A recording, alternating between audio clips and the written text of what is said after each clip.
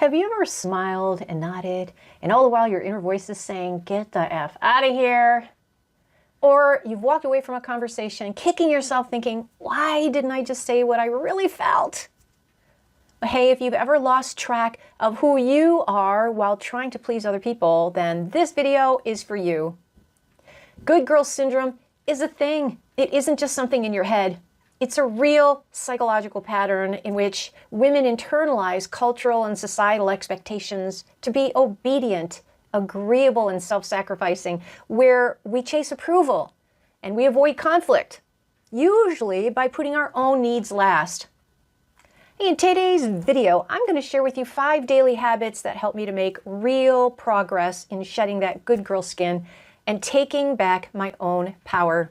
And if you are ready to stop feeling invisible and start taking up some damn space in your life, then do me a favor, give this video a thumbs up, hit the subscribe button, and think of it as your first small act of saying yes to yourself today. Let's go. Hey, I'm Jen Silbert, founder of Good Girl Gone Bold, where I help women like you to unlearn the programming that keeps you hiding and playing small so that you can unapologetically step into your next Jen Bold identity. Before we go on, I want to give you just a quick backstory. You know, for 30 plus years of my life, I showed up the way that I thought other people expected me to. I was the good daughter. I was that chameleon who prided herself in adapting at the expense of her own preferences. I didn't even know what my favorite anything was. I just went along with what everybody else wanted. The overfunctioning employee who bent over backwards to get the job done. The newly married wife, obligingly putting her husband first. And on the outside, I checked all the boxes of the good girl. I was conditioned to be successful, agreeable, and nice, and I followed the script. But on the inside, I was really feeling invisible.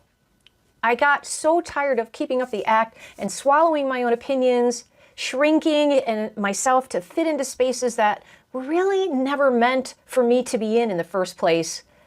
And it wasn't until my brother died and my family fell apart and I just burned out that I started to question everything. Now, I'm not going to lie. People-pleasing roots usually need deeper untangling to reprogram beliefs and behaviors. But there are daily actions that you can begin to take to start shifting your identity from the obliger or the self-silencer to the bold, brave badass who isn't afraid to be visible and seen. Habit number 1 is this: dare to discomfort.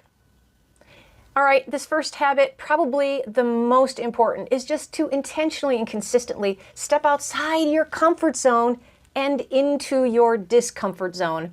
See, the good girl persona loves feeling safe and familiar. And it's this cozy little cage that we put ourselves into, and we decorate it with other people's approval. We stay quiet to keep the peace. We say yes when we're screaming no on the inside, all to avoid a little friction. But here's the thing. Your comfort zone is where self-doubt thrives because it never gets challenged. So I started small, like really small. I started by disagreeing with friends on low-stakes stuff, like what movie to see. The first time it felt terrifying. My brain was screaming, they're gonna be mad at me, they won't like me anymore. But they weren't. They just said, oh, okay, what do you want to see then? And it was a total revelation that I had created this cage for myself on beliefs and expectations that nobody else really felt.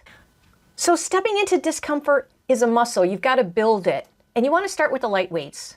Like maybe send a dish back at a restaurant if they got your order wrong. Maybe voice your actual opinion in a small meeting. Every time you do something that scares you just a little bit, you prove to yourself that you can actually handle it. And your nervous system starts to register it as data that moves you from the survival zone to the safe zone. So you're actively teaching your brain that your voice has value, and a little disagreement is not the same as a complete catastrophe. And that right there is the antidote for playing small. Habit number 2, shift your identity, not just your actions. For years, I was convinced that the goal was to stop people pleasing. Okay, now what? I try so hard to stop saying yes, to stop apologizing for things that really weren't even my fault. But it felt like trying to hold a beach ball underwater. I'd revert to my default, okay, sure, no problem. Because deep down, my identity was still the good girl. I truly believed that my likability and my worthiness was tied to how agreeable and helpful I was. But the real change happened when I switched my focus from my actions to my identity. Instead of thinking, I have to stop people pleasing, I started telling myself, I am a woman who values her time and her energy. And instead of, I need to be more confident, I started thinking, I am a person who trusts her own judgment. Now, this isn't a word game, truly. It's about fundamentally rewiring how you see yourself. When your core identity is a deeply self-respecting woman, then setting a boundary isn't going to be this big, scary struggle anymore. It just becomes a natural expression of who you already are. You automatically start making choices that line up with that new identity. So stop trying to quit the old habits and instead decide on the person who you want to become and start acting as if you're already her. Habit number 3 is to master the empowered no. You know, the word no used to feel like a 4-letter word to me. Saying it made me feel mean and selfish and difficult. And in fact, I had a brother and sister-in-law who had a very precocious toddler who they learned would just flip out if you said the word no. So they would find all these other ways to actually say no, which at the time I felt like is a little overboard because doesn't everybody need to learn no? And here I am using every word but no. Because for a lot of us, people pleasing isn't just a bad habit. It's a trauma response. So it's a survival skill that we learned to keep ourselves safe by just being agreeable. Reclaiming your power means reclaiming your right to say no. It means setting firm, clear boundaries to protect your own energy and your time. Well, then I started using stalling phrases in my life. When someone asked for something, instead of the automatic yes, I'd pause. And I'd say, let me check my schedule and I'll get back to you. I call this a power pause, and this gives me space to actually ask myself, do I really have the time? Do I have the energy? Do I even want to do this? Learning to say no without feeling guilty is a radical act of self-respect. A simple, hey, I appreciate you thinking about me, but I can't commit to that right now, is a full sentence. You don't owe anyone a 20-minute explanation or a list of excuses every time you set a boundary, because you're teaching people how to treat you. But more importantly, you're reinforcing to yourself that you are worthy. Confidently asserting boundaries is something that I'm working on all the time, every single day.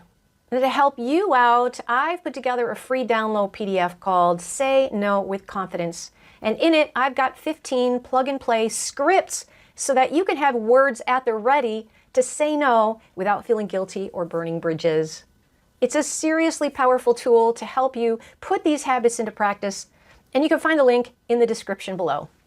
Habit number 4 is root to rituals. When you finally decide to stop being the good girl, it can feel like the ground is shaking underneath you.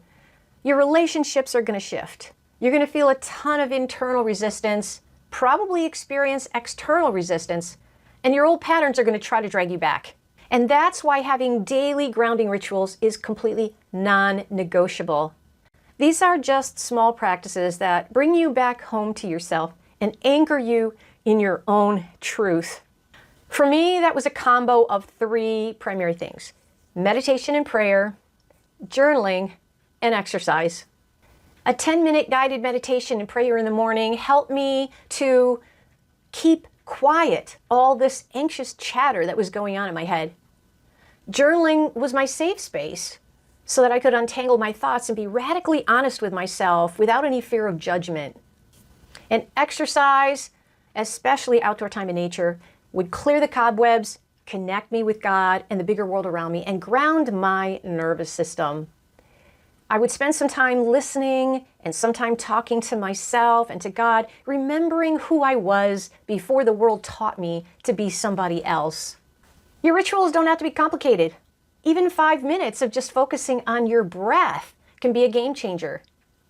They're your daily commitment to nurturing the relationship that you have with yourself, and that is the most important relationship you're ever going to have.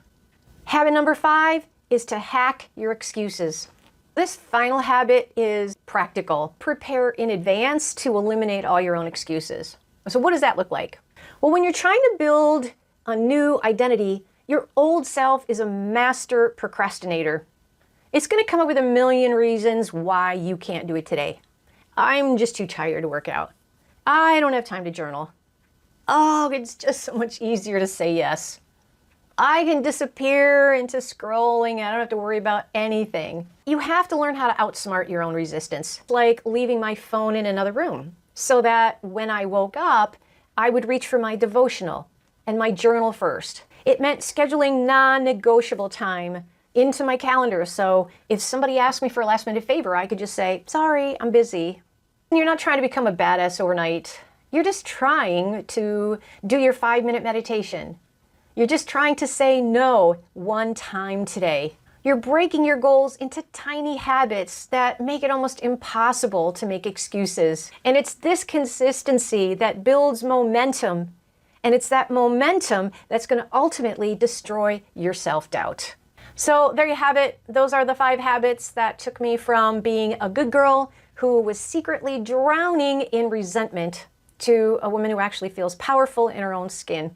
Intentionally stepping into discomfort, shifting your identity, mastering the empowered no, creating grounding rituals, and eliminating your own excuses. This journey isn't about becoming mean or selfish. It's about self-respect. It's about having the guts to be authentic, unlearning the lie that your worth is tied to how much you do for other people, and finally realizing that you're worthy just by existing. This is a process, so you have to be patient and kind to yourself, compassionate as you navigate through this new terrain, and you don't have to do it all at once. Just pick one, start small. Let me know what is one small step that you're going to agree to take this week, and I can't wait to hear from you. Let's go bold together.